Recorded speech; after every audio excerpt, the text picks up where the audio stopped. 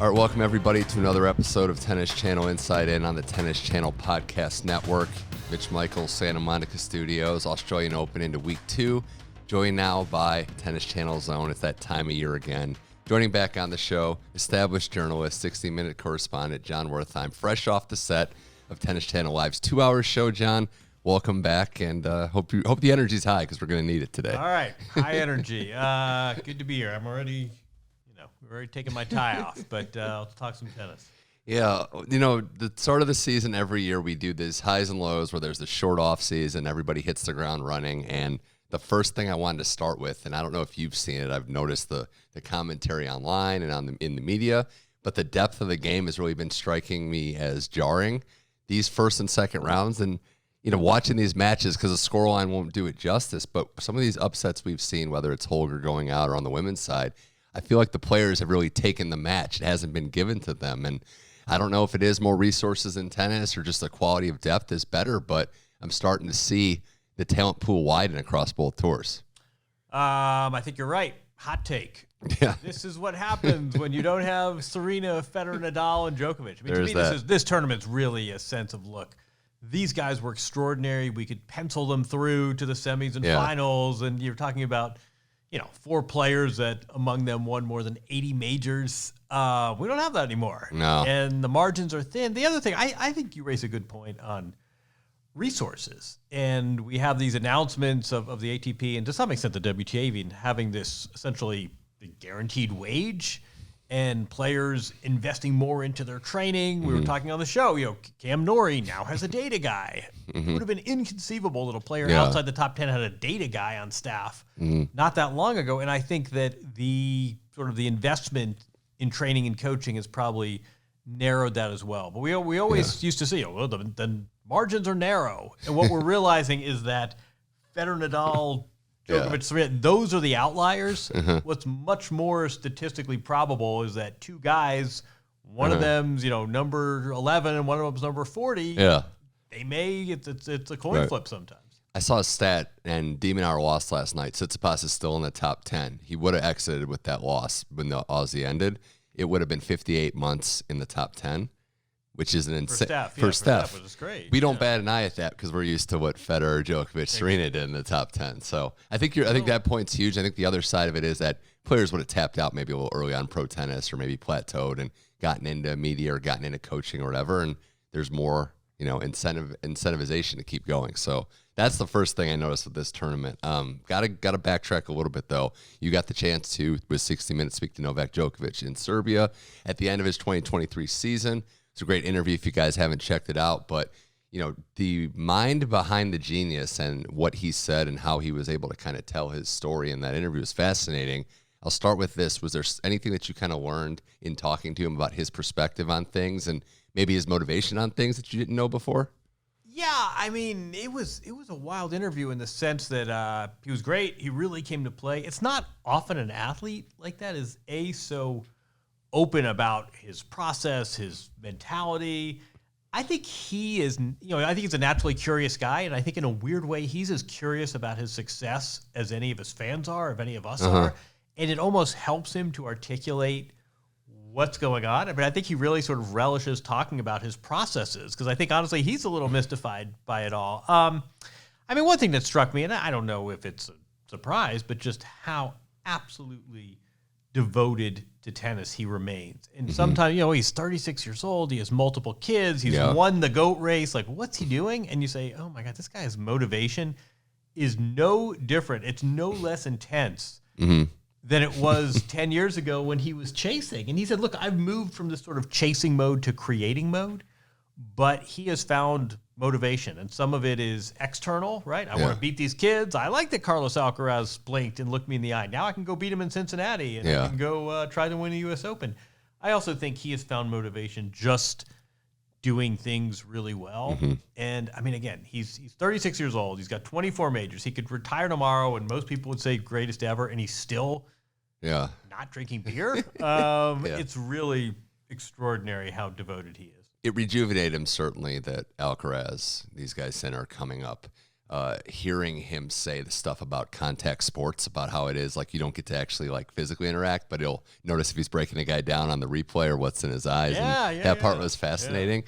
There's just got to be no replacing the feeling of being the best at something, being that good at a sport. So I wonder if that's part of it, that, it's like any pro athlete retiring, like he's broken all the records, but you're still really good. Where else are you going to find that replacement? No, it's something all athletes, I think, face. If somebody said to you, hey, listen, you're in your mid-30s, so what, you got 50 years of living, you are never going to be as good at anything else as you are at this thing. You can, go ride Martina Hingis can go ride horses, and you can try and, open your own fashion studio, but you are never going to be as good as anything ever again in your life.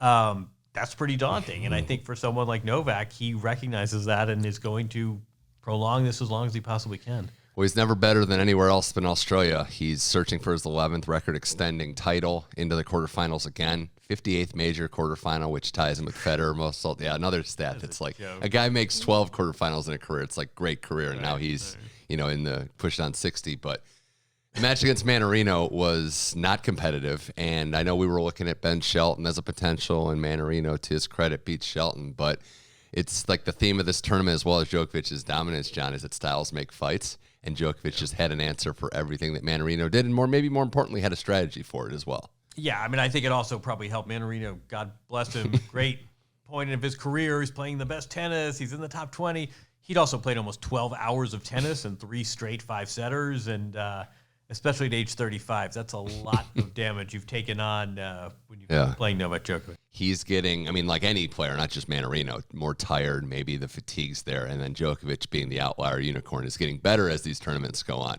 He lost the set in the first 2 matches, clean the last way through, and we know this is the money stages for him, but with Novak's game, and I always caution it with any athlete, like you never know how the young generation is going to push. There are big matchups coming, but same old, like he's just rounding into form in the second week of a major. Yeah, we've seen this before, and Taylor Fritz and Sinner and Alcaraz. So, there's still a lot of talent in the draw. We forget Medvedev has reached the final of this event twice. But, you just sort of, after the first 2 rounds, Novak's a little sick, and these guys are taking sets off him, and there's a wrist injury, and the last 2 matches he's played, he's been untouchable. It does feel like with Jannik Sinner, who would be his, he's got a big quarterfinal match coming up against Rublev, but watch the match against Khachanov. Khachanov played very well. Like, that's the one, props to the Australian Open team for putting those extended highlights on if you missed it, but it really does tell the story that Khachanov was not far off. It feels like a moment for Sinner. Like, he had the momentum last year, got some wins over Djokovic, Davis Cup, round-robin play of the ATP Finals. He's carrying that momentum on, and it seems like he's working on the little nuances of his game that I would say give him a chance. It's always going to be a daunting task, but you can't just ball bash with Djokovic. You have to be an well-rounded player, and I do feel like Sinner's getting there. To me, it's the one differentiator in tennis that we don't talk about nearly enough is best of 3 versus best of 5, and some of this is just the physicality. Some of it is the fact that you can regroup, you can lose 2 sets and come back.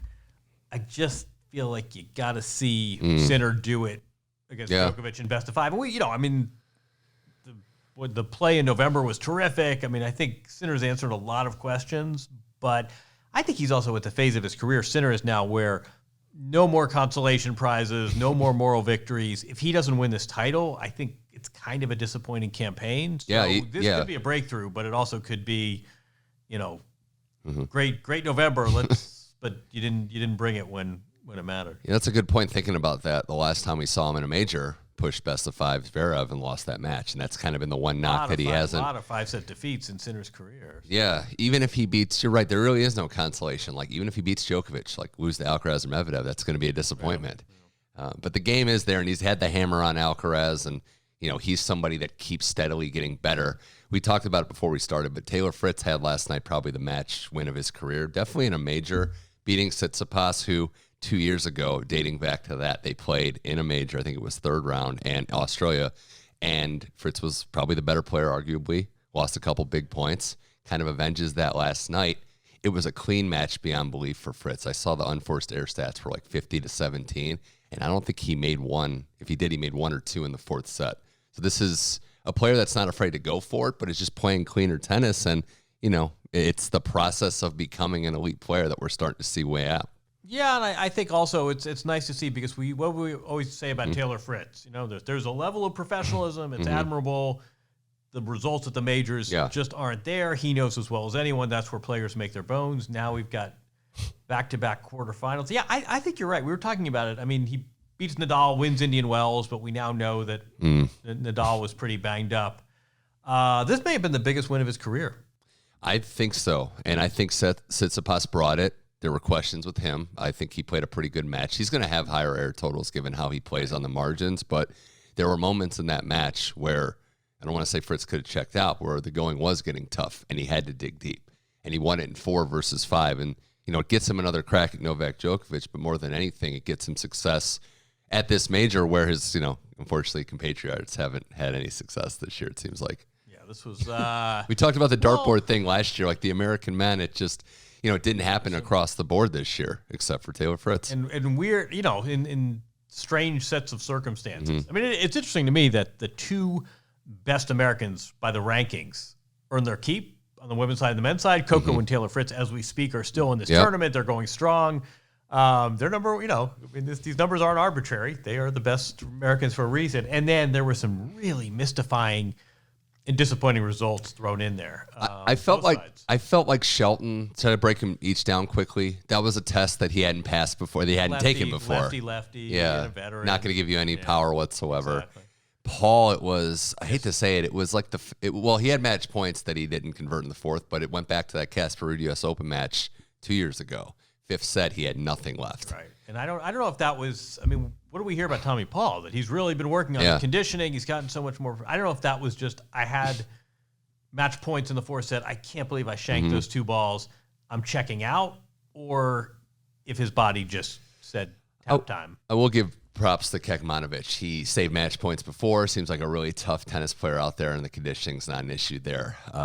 Tough to have any positive to say about Tiafoe, though. Like, you have to look at it that way.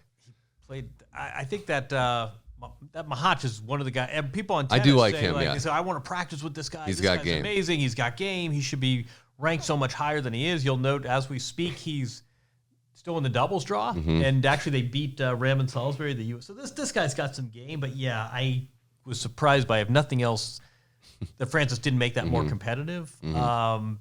And yeah, so those were, and then women's side too. I mean, Sloane Stephens had a chance to get to week 2, playing a player outside the top 50. Right. Lost the 3rd set. Jessie Pegula, really disappointing Australia campaign overall. It's good to see Anisimova back, though. Anisimova back is a good sign. Yeah, I don't know if Pegula was sick. There was some stuff she pulled out of the doubles match. There was something there. And just for the Czech stuff, good to see the men finally pulling their weight there. It's nice to see. Yeah, instead of it's just Czech women all the time. That's like a never-ending train of just. Maybe it is the coaching, because I've heard more and more tennis people say the instruction. They have a lot of coaches. They have a lot of high-end teaching there. That maybe You're they just the Czech team. Yeah, like something's. What's interesting is they're not. It's not like there's one hothouse.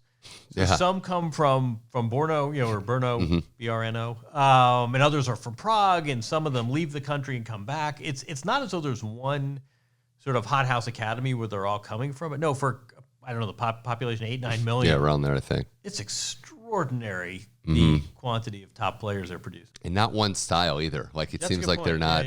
Some serve and volley, some like Krejcikova. We were watching her match last night. Just a crafty net play, everything. And maybe possibly the best of the lot. Muhova. Yeah, didn't even play. Yeah, as an athlete for sure. More with Jon Wertheim here on Tennis Channel Inside In, talking 2024 Australian Open. It does seem, though, right, like on the men's side, there's been a few upsets. A lot of the seeds have held. Probably the least we've talked about Alcaraz in a long time.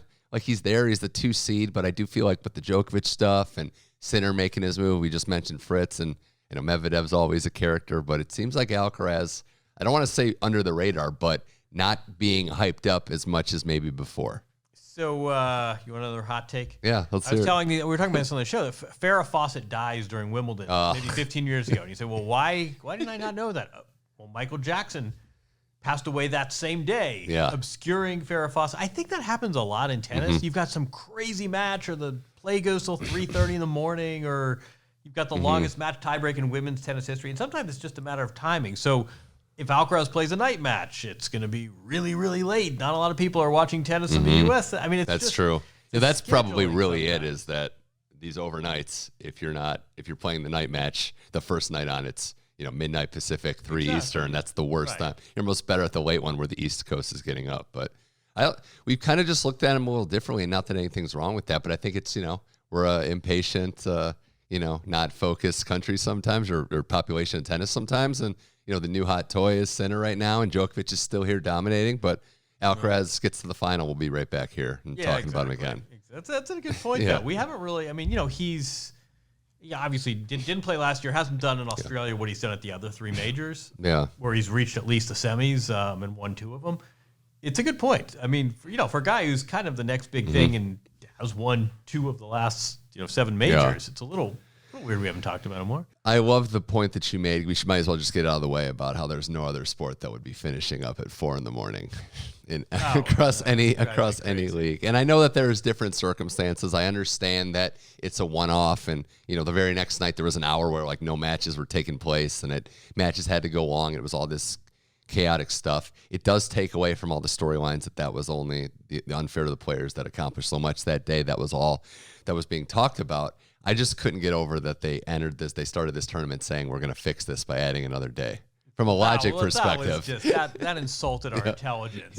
You want to start this tournament on a Sunday. I think most people are okay with that, right? This is French Open does that. Yeah, French Open's not everyone can afford or take time off from work, wrap around as many weekends. That's cool, but don't insult us by saying it's to compress the schedule. You're still putting on 2 night matches. I wonder, and I heard Sabalenka say, and the idea of losing an off day, it's a debate. I think that's fair, and there's different ways to handle this. But something probably should have been done that day for Medvedev. But he bounces right back, and he's another guy that I don't think we don't really talk about as much how successful he's been in Australia. This is as comfortable as he is anywhere. Yeah, last year he lost to Korda, I think in the third round.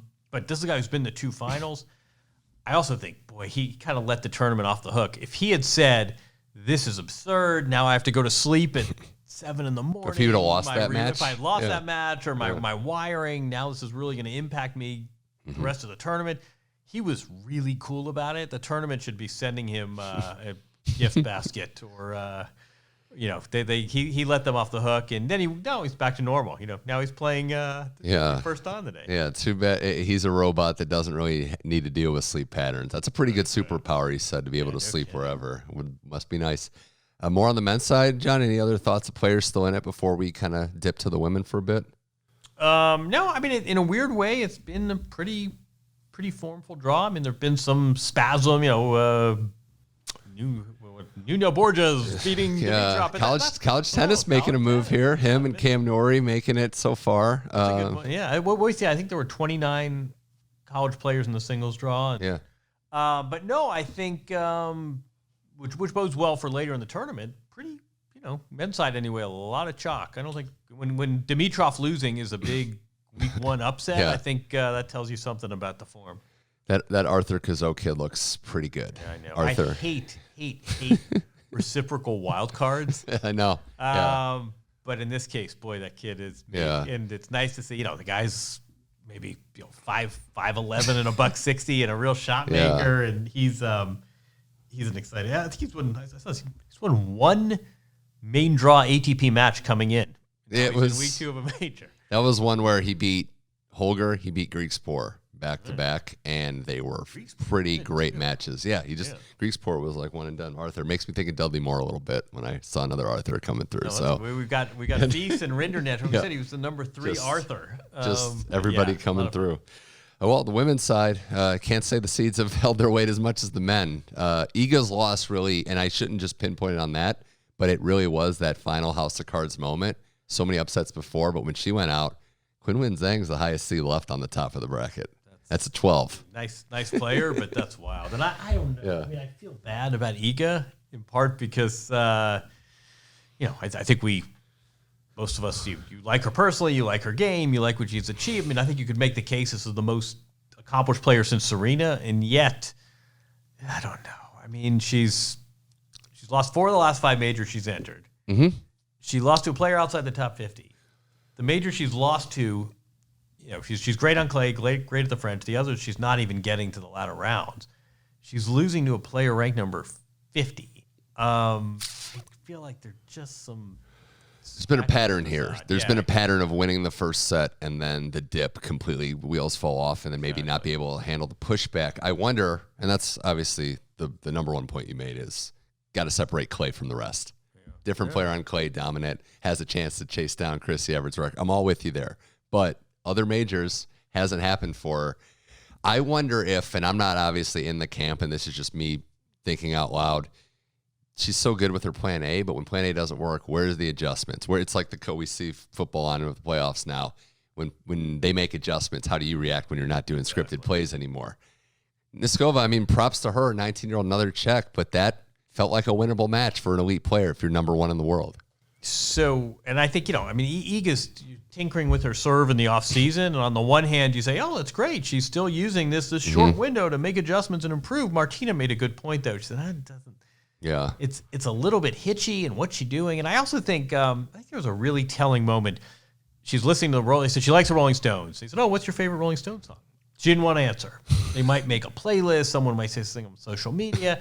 And I'm thinking, this is someone who still is really dealing with everything that comes with being a number one player. This is someone who doesn't go for celebrity. Yeah. She doesn't feel comfortable in the spotlight. And I think some of that translates onto the court. And I feel like there's a layer, and I don't toughness is probably too crass.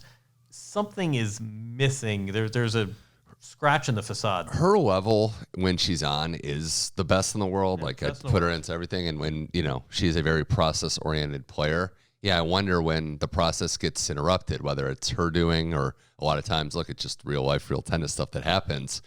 The best players that we all mentioned before, they can win with their C-level games. It's all about just getting to the next round, finding a way, figuring out something. And, it's Djokovic serving and volleying against Medvedev in that U.S. Open final down set point. Like, I'm just going to throw this in here. But again, it opens everything up. And, like we mentioned, I did want to mention, though, Qinwen Zhang, the Li Na comparisons, the symmetry that would be there, the 10-year anniversary, and good to see that she's back in the mix. But, yeah, I mean, somebody's got to make the final there. And, Azarenka took out the other dangerous player, Ostapenko. We were all singing her praises. But, again, styles make fights. Ostapenko just can't beat Vika. And keep an eye on Svitolina as well. Another one, yeah. A former top 5 player. We all make a big deal out of she's back from maternity leave. What I don't think we talk about enough is what a different player she is. She plays nothing like she did in 2016, 17, 18. I'm getting vibes of like the Wozniacki Australian Open Championship that she won when she beat Halep that year. And again, Caroline was number one, all this stuff. The draw breaks right, and she keeps herself in amazing shape. And I think Svitolina, now as a fighter, as you said, more improved player, this is an opportunity. And this is somebody that you're not going to really question fitness and get to the final, and then you have one match to win, and you're right there. Just here we go. Roll them out. The showdown might be set. We're one match away, but this is where if you're ever going to make the argument for reseeding a bracket, it might be this year because Sabalenka versus Coco. I mean, it's more than pencil, not quite pen. We're in that range. What is that's a good you raised a good riddle. What is more than pencil? No, I think you're right. And now obviously would be a repeat of the U.S. Open final. I think these are the two highest seeds left in the draw. These are the two players that are playing the best coming. It's been interesting. Sabalenka lost in her match before this tournament started. She lost 11-3 to Rybakina. I mean, just you come in winning 3 games in your previous match against a player you played the finals the previous year. Mm-hmm. I think a lot of players would say, oh, man, the universe is not smiling on me. And Sabalenka has just been absolutely dominant. And I think, I hate it when people, this match may as well be the final. Well, it's not. And there's different, when the trophy's in the corner of the court, it's a completely different mentality. Mm-hmm. The other player won 6 matches. I mean, I don't want to call this a de facto final, but I think if you're saying that a likely Coco Sabalenka match is pitting the two players playing the best tennis, the 2 highest remaining seeds, and the 2 players who played in the final of the previous major. That's the reason to stay up. The most efficient tennis being played, probably in either draw right now or by these 2 women. And for Coco, it's very impressive given, like you said on TC Live today, just handling the moment. Doesn't matter, hard draw, easy draw, whatever's in front of her, just my job is to win this match, and she's doing it efficiently, handling the moment. With Sabalenka, I did wonder with her, because she's always been consistent, but will go deep in these tournaments even after she won Australia and have tough times. Maybe this is just a place of comfort for her. because she's won here, but also that she just enjoys playing in Australia. You know what I'm reminded of was with Naomi Osaka. She has this crazy U.S. Open final against Serena, and it makes international news, and it's awkward, and there are tears, and we all know the story. And then she goes, and it's an ocean away, and there's none of the pressure. We were talking on the show today. Coco went to the the Iron Claw. That's a little. That's what I was gonna say. That's a little dark. I mean, shout out to the Von Erichs, but that's a little. We all like Zac Efron from the musical. But imagine Coco in New York just going to Times Square to go watch a movie.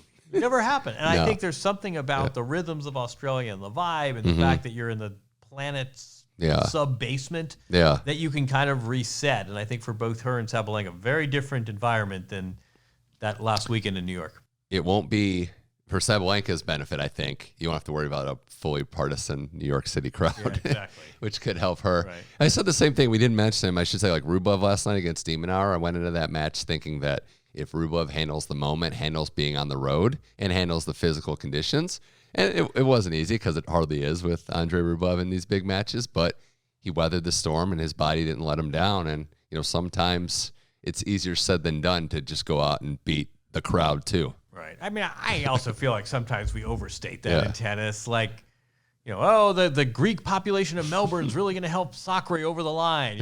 Are they though? Yeah. Are they really? I think there was something with De Minaur and his support though, being the Aussie guy. Part of it's Aussie. Part of it, he's real Aussie. He's like your fair dinkum, very much sort of the archetype. But it wasn't like it's not like an NBA game where they're got thunder sticks and they're. I mean, I think the movement too, by the way, I didn't have this written down, but they got me thinking, the fact that they're letting fans come in on the even games, and some people like it and some people hate it. I'm fine with trying all things and moving the game along. I don't know if the players knew this was going to happen. I don't see what the issue is. It would be one thing if they just. I think with Jordan Thompson. But there are. I've noticed. I don't want to out certain players, but there's been matches where players have paused and they've maybe gone to the umpire and been like, "All right, can we get this moving?" But Thompson was the only one that went outward. It's just getting used to something new is not easy. Right. The women's side, though, if it is, you got Sabalenka and Coco. I mean, the name's still in it. It's kind of interesting. Like Jasmine Paolini, Ocean Dodan. The two Ukrainians, Yashremska and Kostuk. Three Ukrainians. With Svitolina, too. I mean, Kostuk's been playing some pretty inspired tennis, and, unfortunately for her, she's on the Coco section of the draw. Yeah, exactly. But there's opportunities there. And Kalinskaya, too, who won that match against Sloane, which was there for the day. I just want to see Sloane have that kind of attitude about tennis again, because she looked good in beating Kazatkina and was right there to win this one. So I'd love to give Sloane truth serum and just sort of say, how are you processing this event? Mm-hmm.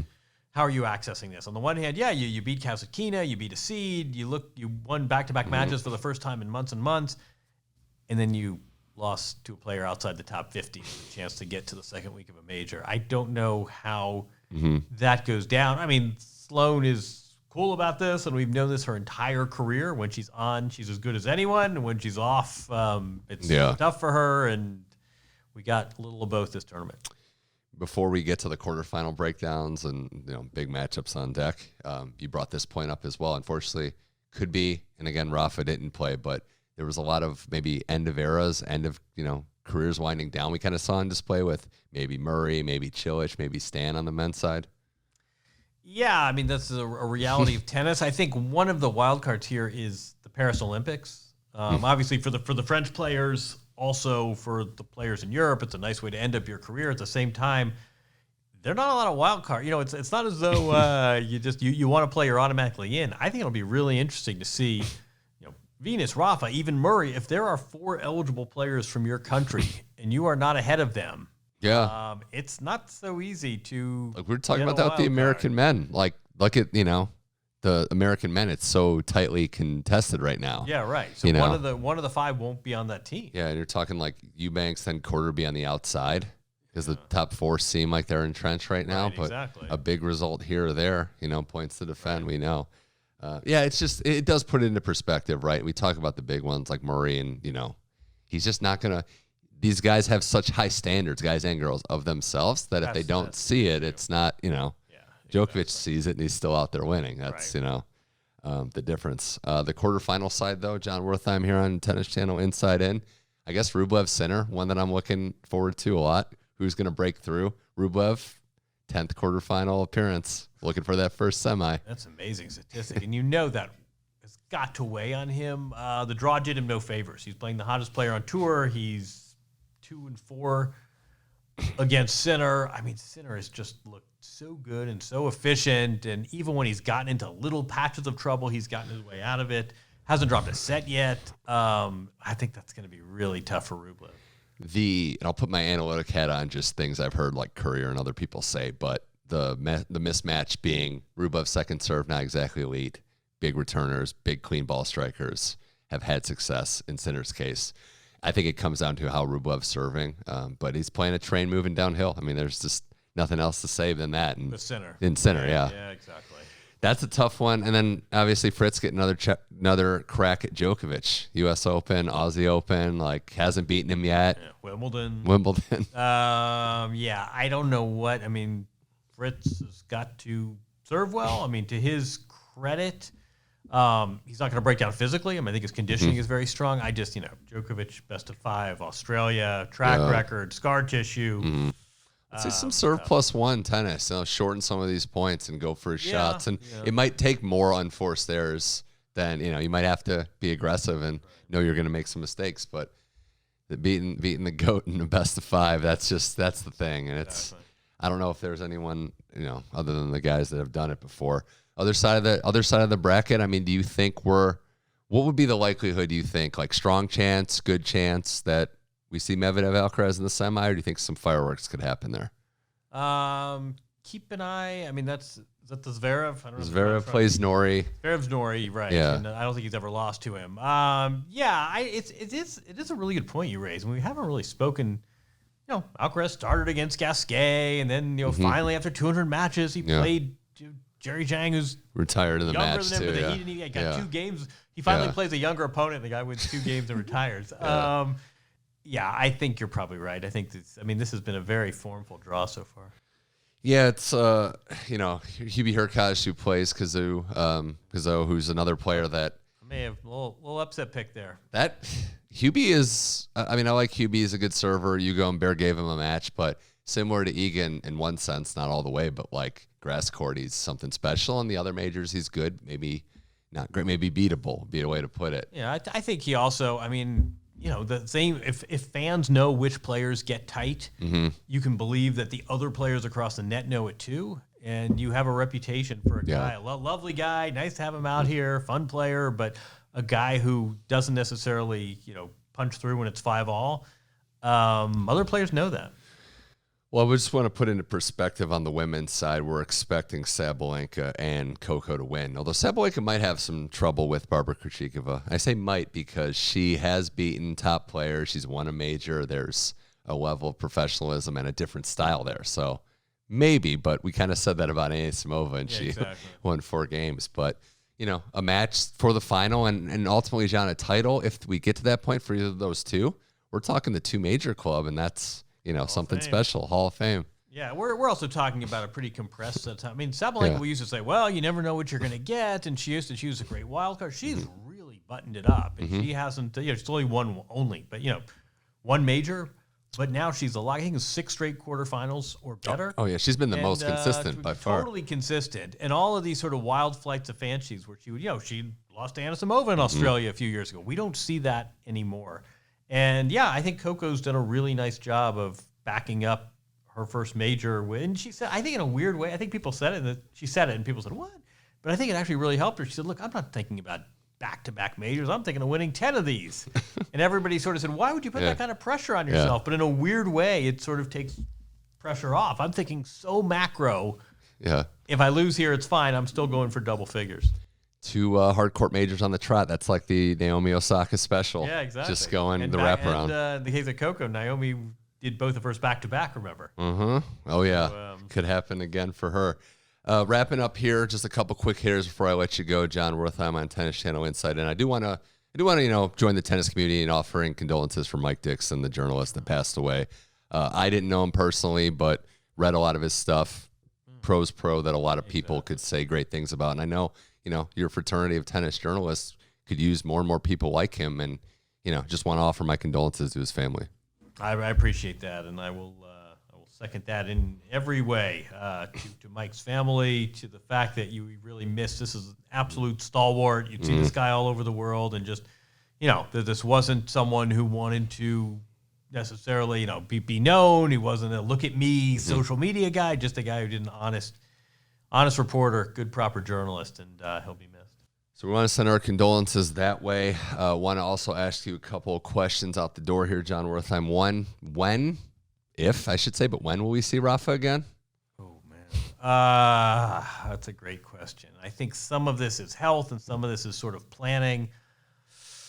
I think best case scenario is this Vegas exhibition / Indian Wells. I don't think he's playing Miami either way. I think realistically, maybe he just shuts it down until the clay. And I think it's strange because in some ways he's got to be really happy with the 2 matches he won and the level of his play and the level of his movement. And then the third match, another physical compromise. And I think this is precisely what he wanted to avoid. Yeah.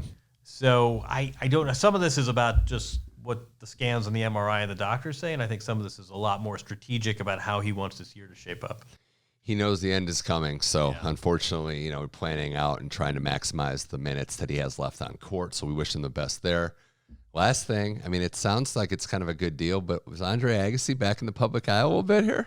Yeah, I think this is, every day there's a new We didn't see him for like a decade, and now he's back. I don't know what is driving this. It's great to see him. We saw him, apparently he went to Australia twice and did an Uber Eats commercial, and there's a pickleball. We just saw an announcement that he and Steffi, Steffi's been in a bit of an exile as well. They're playing an exhibition with Simona Halep and Andre Pavel. There's talk about him apparently already plans being made for the U.S. Open. Yeah, I don't know what caused this change in direction and strategy, but great. The more we can see these beloved champions in the public eye, the better as far as I'm concerned. But this has been a pretty abrupt shift, and we'll look forward to seeing him. I'm all about seeing these legends as well. It's good to have him back in the mix. Jon Wertheim, always a pleasure talking tennis with you. Anything coming up that we should be on the lookout for? Columns, features, anything? Your chance to promote anything you want. No, we got some fun 60 Minutes pieces coming up Sundays on CBS, and some Sports Illustrated stuff as well. But and of course, tennis. All right, Jon Wertheim, and hey, this is our reminder too. If you're going to aggregate these clips, try to put them in the proper context, because one of us here is an established journalist, and nothing personal against any players that we may criticize too. Just putting the disclaimer out there. Jon Wertheim, always a pleasure. Thanks for coming on the show. Pleasure's mine.